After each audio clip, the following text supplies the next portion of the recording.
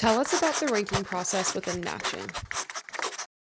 So, as you are finishing medical school and you're applying for residency, you have a rank list where you literally rank the programs that you want to get into. And every program has their rank list where they rank the applicants and it's put into a system and then you match. How can you make your rank list? I think you have to be realistic with yourself. No matter what you're going into, you have to be realistic with how competitive is your application. I was going into dermatology, which is the most competitive field to get into. My year, there were 7 people from my medical school class applying for dermatology. So that made it even harder. So I had to be realistic with myself. I had good grades, but was not the top of my class. I had a good board score, but it wasn't the highest. I had good recommendation letters, and I had done really, really good away rotations. So when I was making my rank list, I thought, where do I have the best chance of matching? Where do I want to match? And what can I do? This is what I strongly, strongly encourage all medical students to do if you're going into any competitive field. If you've applied for the program, they'll tell you no if they're not going to give you an interview. But if you have not heard back about an interview, I highly recommend writing a letter, finding out who the program